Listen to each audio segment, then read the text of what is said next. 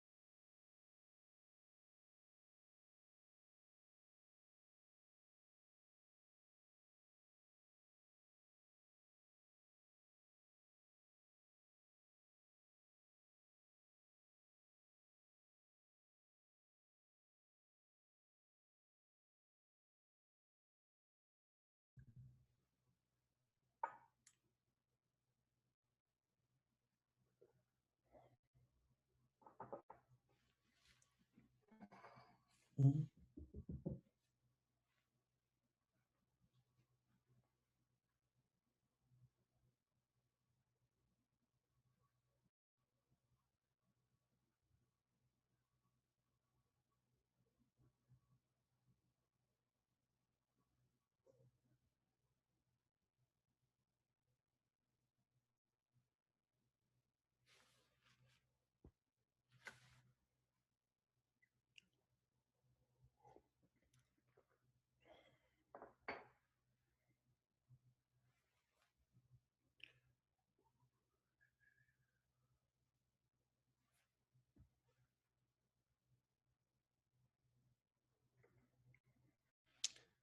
Jackie, are we about ready to get started?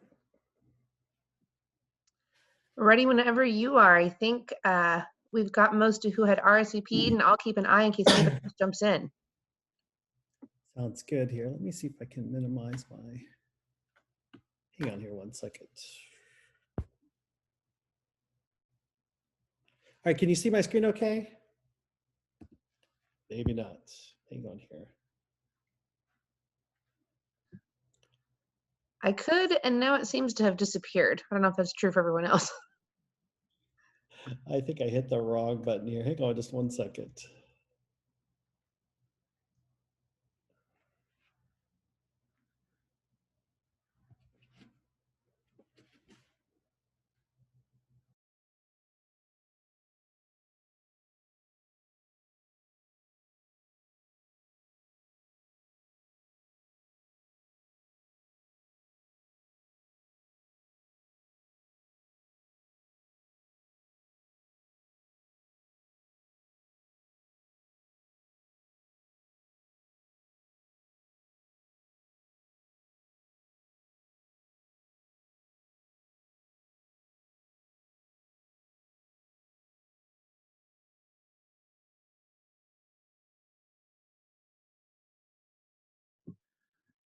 There it is.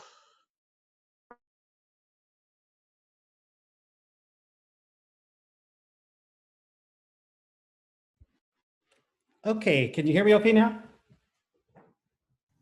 Loud and clear. Great, sorry, I wasn't able to use the buttons once I was in display mode. So my name is William Westmoreland. I am the Associate Director of Business Engagement and Community Affairs. I'll be leading the presentation today.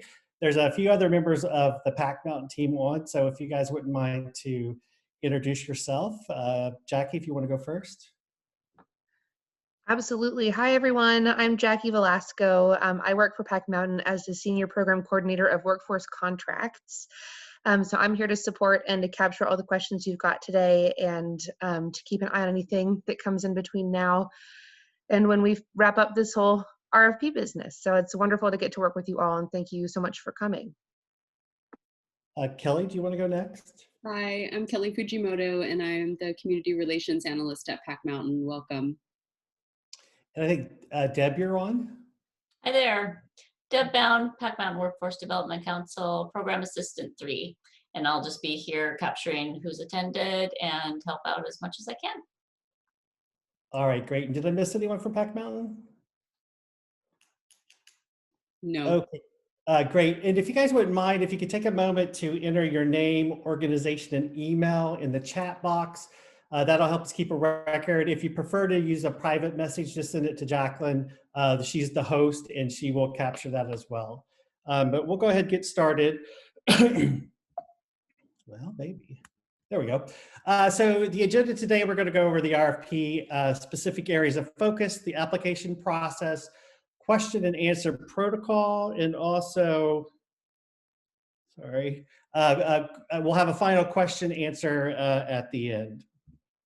So if you wouldn't mind to hold your questions until the end, if you want to go ahead and type them in the chat box, Jacqueline and Deb will help us keep track of those, and we'll address those as we come along. So we're going to start out first with eligible organization reminder. These are the 4 types that are available: government agencies, private nonprofit organizations, private for-profit businesses, and educational entities. So in terms of RFP specifics, one of the things that we want to make sure that you're focusing on is in-demand occupations in the Pac Mountain region. I did add a URL there. You can go to the main page of the website. You'll see our regional sectors. Those will list what was the result of our last cluster study, study in the region. There's also a lot of detailed information there to dig into, but it's very important that within your response that you look at those key industries, because that's really where we focus spending our investment dollars in terms of job seekers.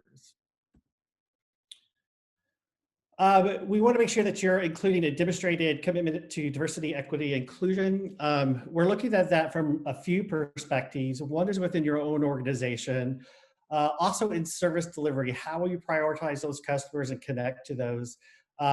Meaningful tracking of the data. Unfortunately, our state system isn't the best at capturing that information. So it'll be important that in your data tracking as a part of the contract that's awarded, that you're able to track those particular populations and how you're engaging with those. And lastly, specific strategies for connecting with the populations in the Pac Mountain region. That would include even partnering with those organizations, including them as a part of your budget proposal. We're really looking for some innovation in this particular area, and you'll see later on that we've added a new scoring criteria that's around working with these particular populations. Another area we really want to focus on is really tracking and delving into the data related to particular sectors. So we're looking for trend information, skill alignment in jobs, things like that. How are you analyzing the particular sectors in our region and their needs, because they're changing? We're concerned that COVID and the pandemic will have a significant impact on that, their performance and their general directions and trends. So we want to make sure that you're able to react to that data and work with PacMtn and our data analysts to look at that data and adjust your approaches to business solutions based on that information.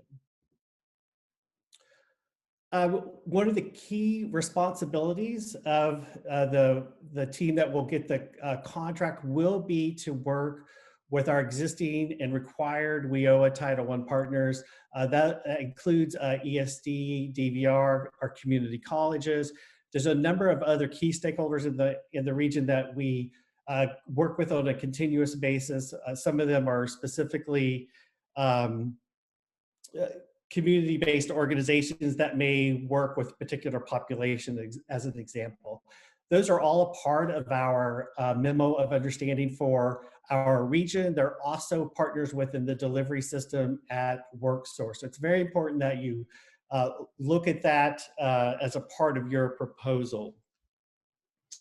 The next one up is, again, it's going back to our in-demand populations, understanding their specific needs and how we shape our training investment dollars to develop that talent pipeline.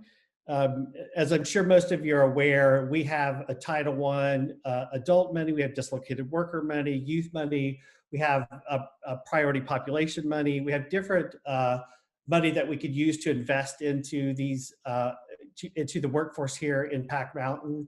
And it's important that you help us shape how we spend those dollars and understand what we need to do to make sure that we're connecting with employers and providing that talent in the way that you guys would interpret the need. Again, you're going to want to work with our analysts, but as an organization, we will rely heavily on the information that you provide about these sectors as you're working with them on a day-to-day basis. This next area, technology and accessibility.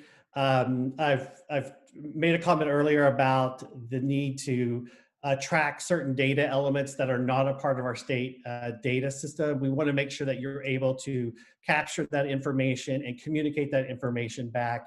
It's also very important to understand that as the business solutions contract holder, the data that you're generating under the contract, it's very important that PacMtn have immediate and if not direct access to that data at all times.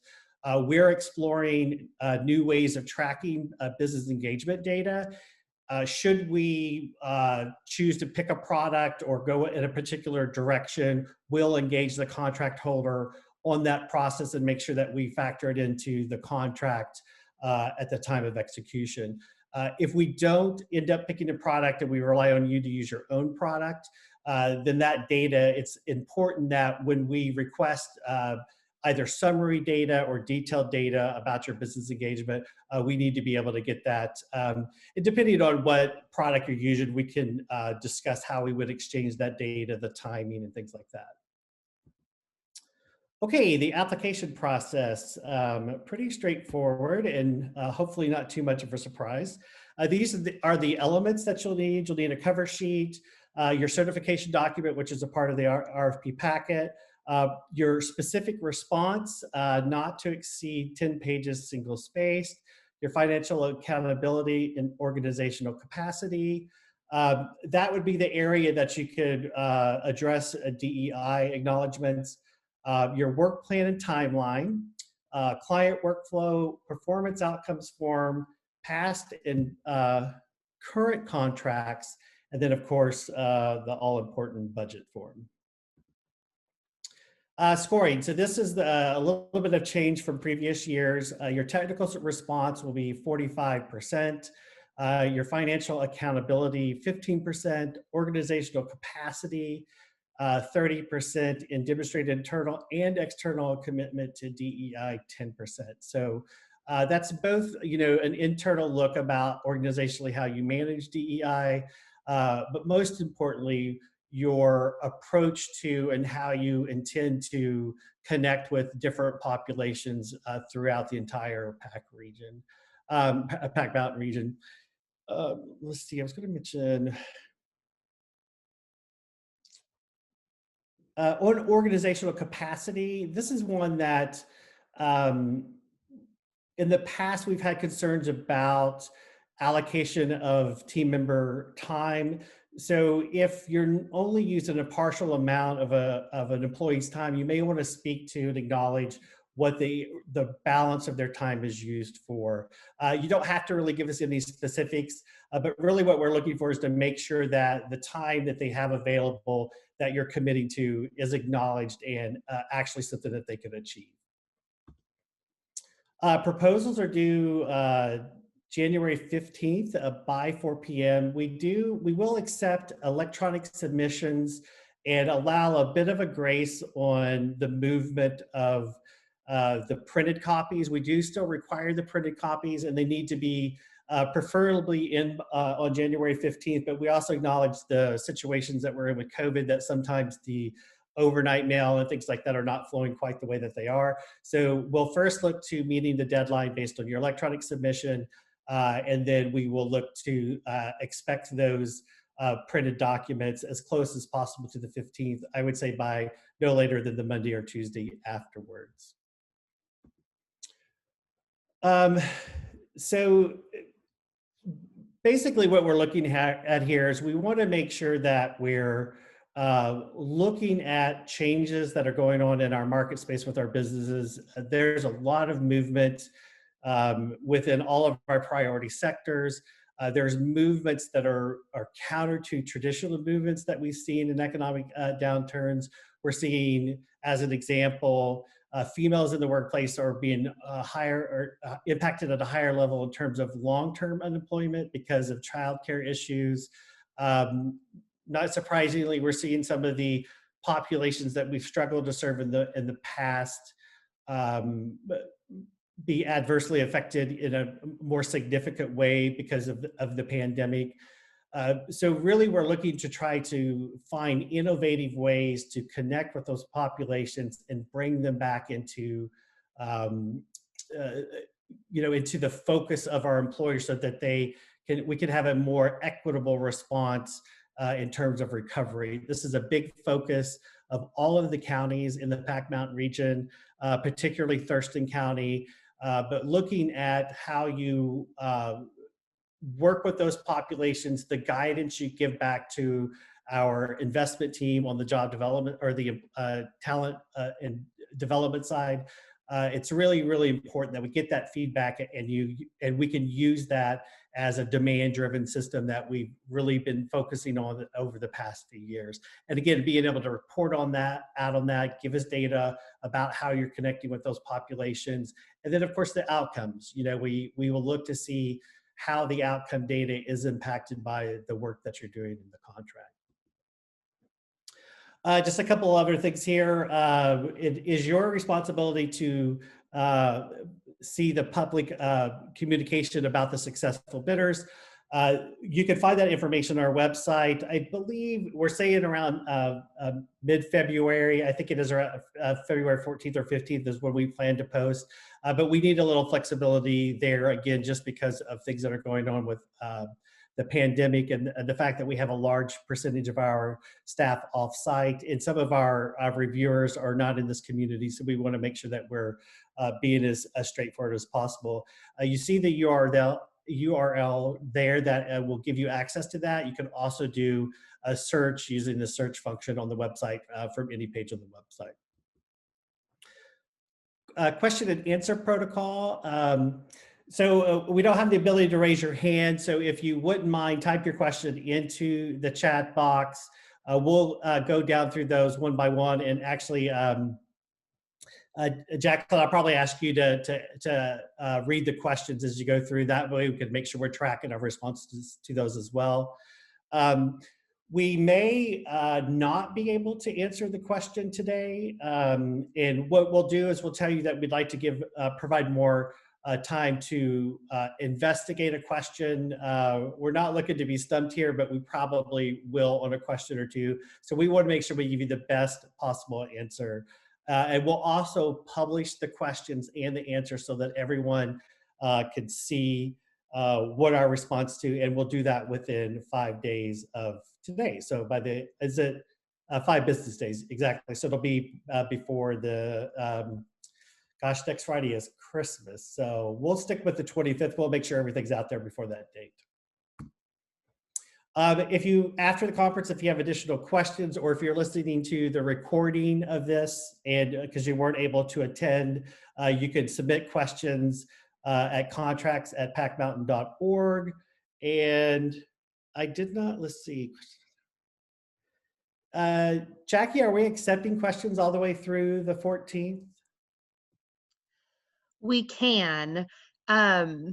Just know that questions come in through that contracts email that is monitored very frequently, and we'll update it as quickly as we can. The closer to the deadline you ask a question, the harder it is to get it answered in a public way. If that makes sense. So for every question you submit, you'll get a read receipt and say thanks for your question, and then your question and the answer will be posted publicly so that everybody has fair and timely access to that information at the same time.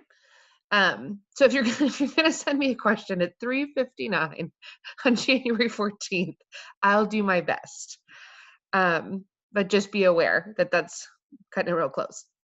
Yeah, and Jackie, did we publish the responses to the question on the website? Yes, at that same URL, the URL where you can check to see the successful bidder post, that's where you can find any information about any active RFP we have. So there will be a box on the screen that has the title of the RFP you're looking for with a little down arrow. And if you click the down arrow, that'll give you access to every material we've created and posted for that, including the public Q&A, recordings of these sessions, any other flyers and materials we've got are all collected there for you. Great. And then based on the 14th, we'll look up the date and let you know what the date is for final answers to questions. So it'll be 5 business days after the 14th, which I think will be probably the 21st. So, but we'll confirm that before we finish up. So I know I went through that kind of fast. So if there are questions, go ahead and enter into the chat. And Jackie, if you want to go through them, then we'll start providing the answers where we can. No prob. I will keep an eye.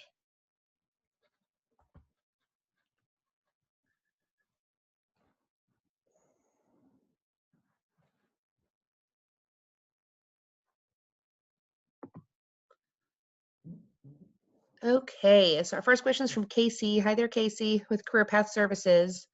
Sounds like page 7 of the RFP identified target populations PacMtn has identified high value on services, for the most part marginalized individuals. Will this be messaged through Title 1B enrollments and employed exits, or is there a specific business services metric for increasing accessibility and equity for those marginalized populations?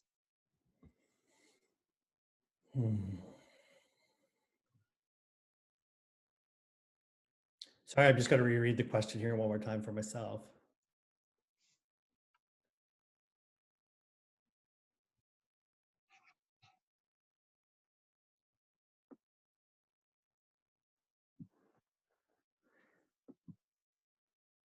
Casey, if you wouldn't mind, just so we're clear, so when you say Title 1B enrollments, you mean the folks that are actually enrolled into WIO for services, or would it be anyone that's Title 1B eligible? Correct. So on page 7, and through our current service delivery, we know that PacMtn places a really important emphasis on identified target populations.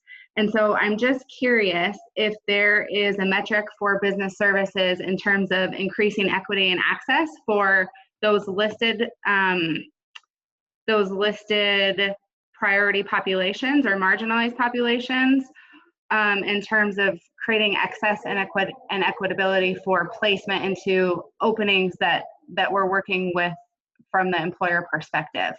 Or are we just gauging as a system that we're creating exposure and equity through Title 1B enrollments and then place exits through those demographics?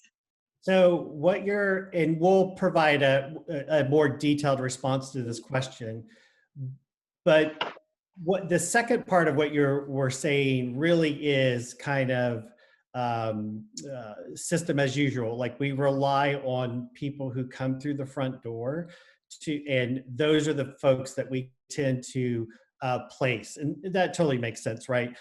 What we really are looking for, and this will be a metric that's actually negotiated as a part of the contract, but we will be looking at the business services contract awardee or business solutions, awardee, their ability to connect with and to promote those occupations to those particular sectors. So really what we're looking for is not just presenting qualified candidates to particular employers. We want to help develop the sense with those employers that they have to take control of their diversity, equity, inclusion within their own organization. And in order for them to do that, they have to, and we have to, make sure that different populations know about manufacturing as an example, right? So folks that traditionally wouldn't be in occupations is another way to diversify an organization's staff.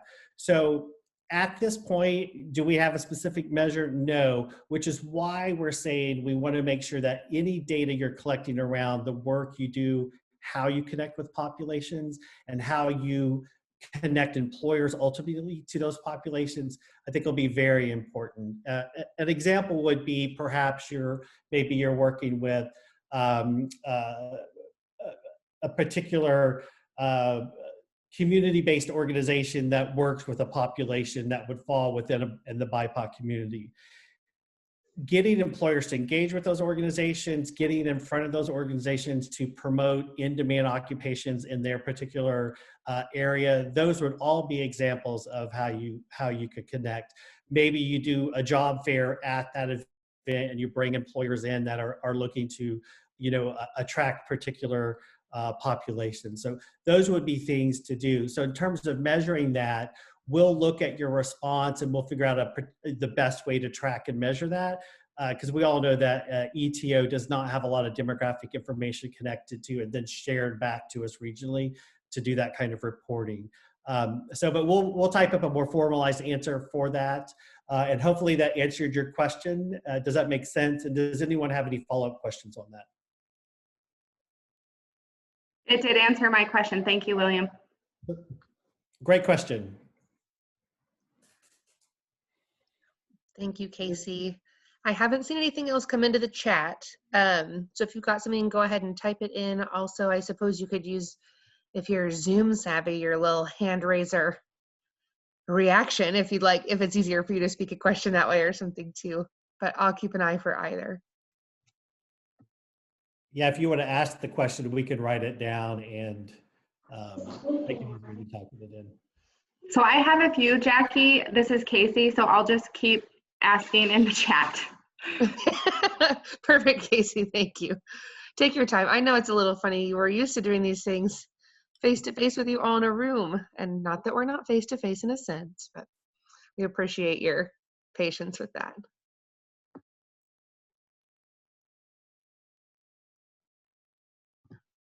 Okay, I think I see your next one here, Casey, without skipping any. Yes.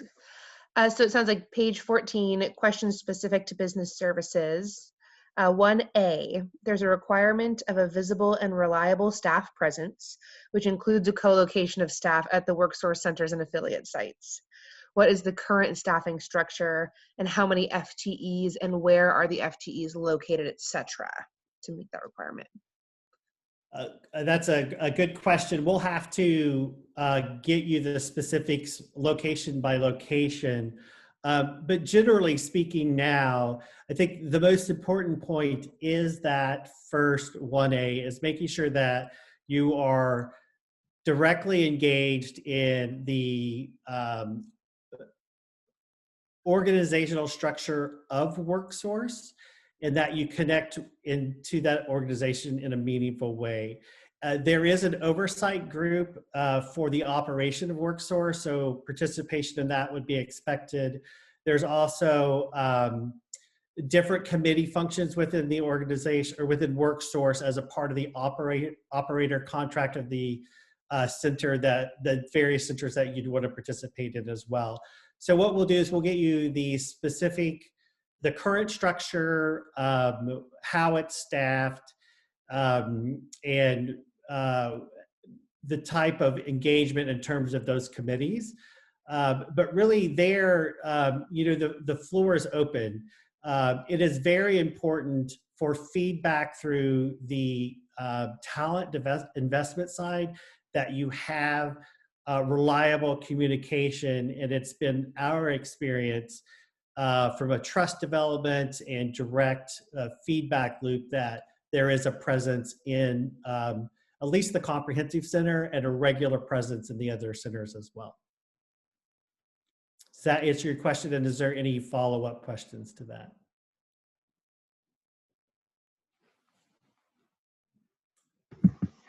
Yes, it does answer my question. Thank you.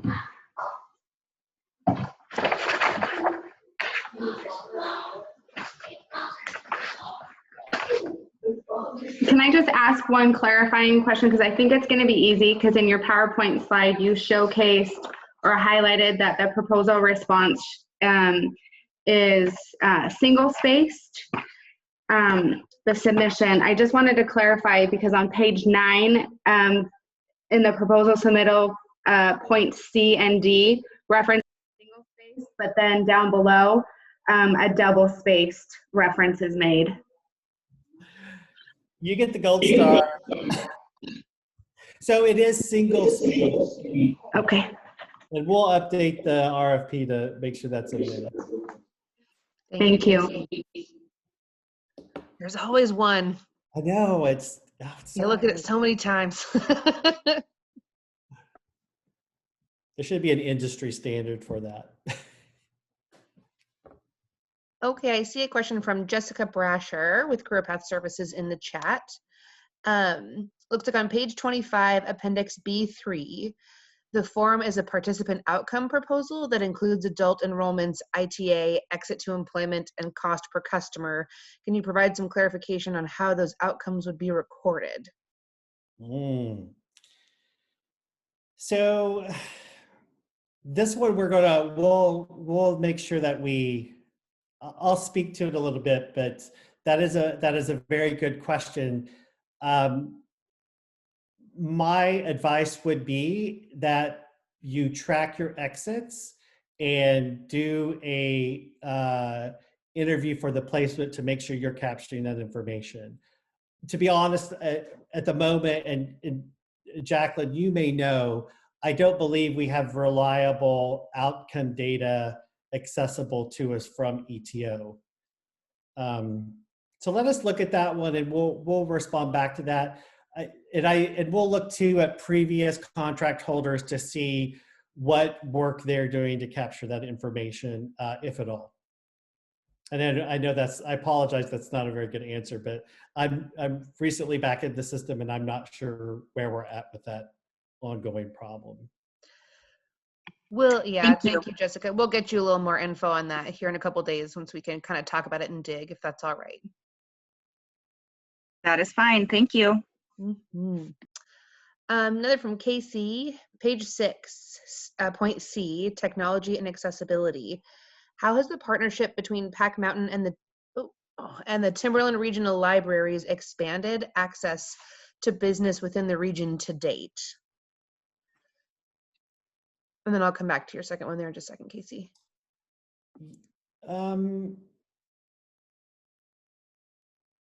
Do you mean expanded access for job seeker to particular businesses or businesses themselves? So thanks for letting me clarify. I apologize. On page 6, it just talks about technology and accessibility. It highlights that the partnership between PacMtn and the Timberland Regional Library has created better access to technology by creating work source connection sites across the region. Being that this is a business services proposal package, I was just curious if it is also included or increased business service access, and or what has that looked like to this point, up to this point? That's a good question. And you know, the biggest access point is for them to use computers and the availability of broadband and things like that at the libraries. You know, we haven't looked at that in that particular way.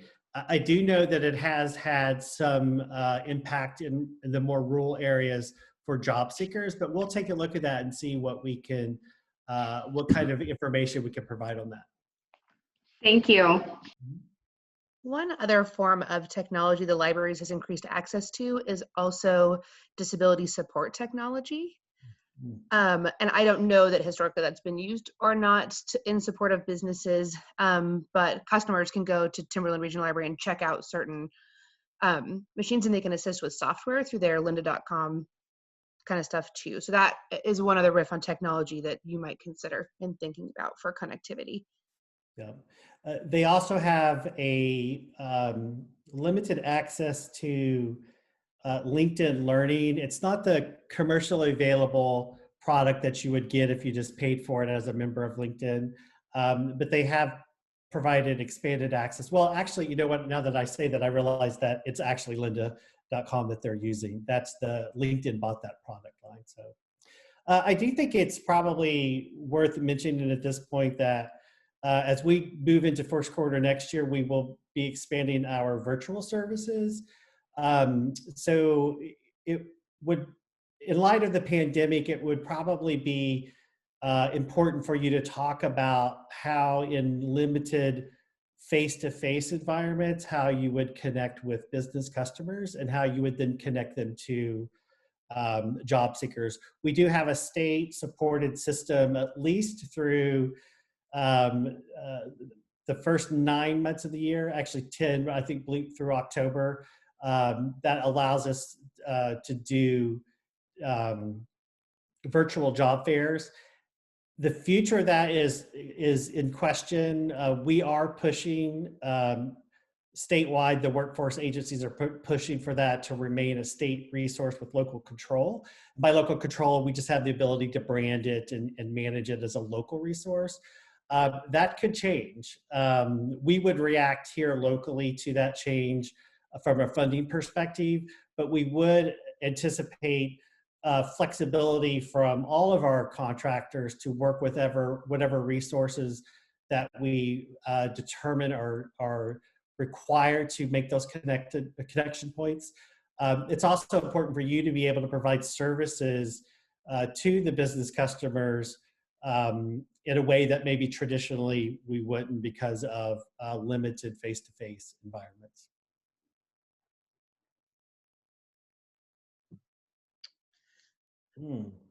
Okay, so for next question, also Casey, page 29. I haven't skipped any of yours, I don't think, Casey. Call me out if I missed one. Page 29, Appendix 6. Should the bidder also read policy and procedure requirements and expectations of the WIOA youth program? And Jacqueline, that's out for bid, is it not? It is presently, yep. Okay. We put out an info session. The RFP will be released hopefully by the end of the month. Yeah. Can I clarify my question? So it specifically calls out adult dislocated worker and one-stop procedure requirements and expectations. I'm assuming that business services serves all programs inclusive of youth. And so what would we need to know as a new provider in terms of youth services, in terms of business services support? I think for that one, we want to consult with Elton and Jacqueline to some degree, because my initial thought is, work-based learning opportunities for youth, but youth is really outside of my area of expertise, especially in relation to PacMtn. So let us take a look at that, Jacqueline. Unless you want to add anything now, but I think I understand your question. Yeah, we can take a closer look, but Casey, I think what you've zeroed in on there might be a copy and paste issue in the document. It is an expectation for business services that they be familiar with the rest of the system as a partner, just to show good partnership. And there would be an expectation, of course, that there's assistance, as with any other program, in serving youth and helping them with job placement through kind of the teamwork that's already been going on. So thank you for bringing that up and for the opportunity to clarify. We can get something more specific to you later after talking with Elton too, if that's more helpful. I would also add too that from a system perspective, and when I say system, I mean the folks and organizations that signed the memo of understanding. It's important, and this would be a part of the operator oversight and the commitment to supporting the collaboration to collectively manage the one-stop. It's important that we try to be as singular as possible when work with employers. We don't want to confuse them. We don't want to have 50 people calling them, one for youth experiences, one for internships, so on and so on. So making sure that you either plan for in the work that you're doing with a particular employer to include opportunities for youth, or at least a commitment to work with the youth contract holder, if it's someone other than yourself, to seamlessly provide services to that employer. For me, as the person responsible for business engagement, that would be, I think, an important understanding of what our expectation would be. How you do that would obviously, I think, be a conversation and a negotiation with the youth contractors and the way the one-stop is ran. But I do want to speak with Elton on this specifically, just to make sure that we are in agreement on that approach, and give you a little bit more specific answer on that. Thank you. And just to confirm, I'm done with my questions. Thank you. Good questions. Thank you. Thank you, Casey. I haven't seen anything else pop into the chat. I'll keep watching if folks have been waiting their turn or anything like that. I'll keep an eye, or of course, just let us know if you want to raise your hand and ask a question.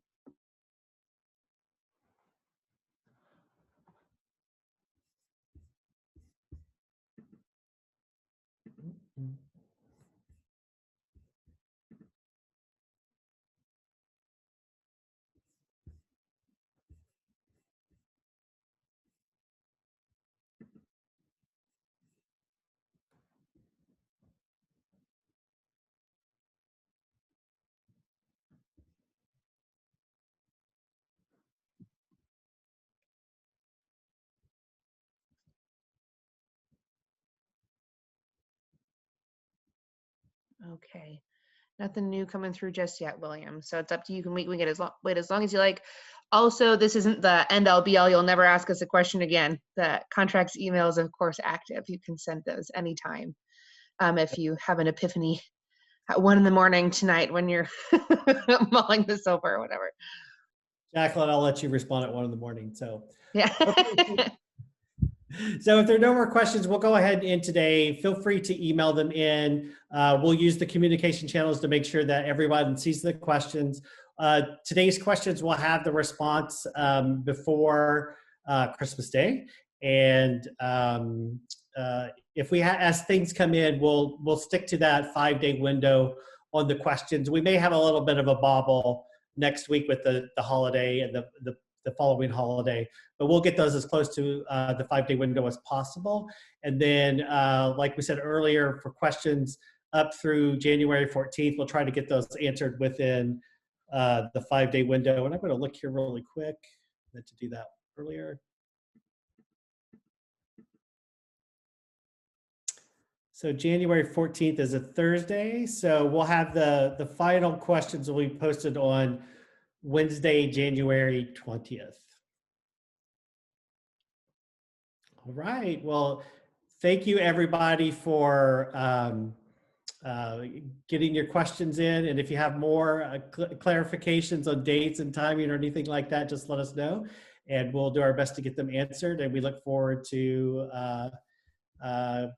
reviewing your proposals. And have good holidays. Thanks, everybody. Thank you all for Thank you. coming. Happy holidays, you. everybody.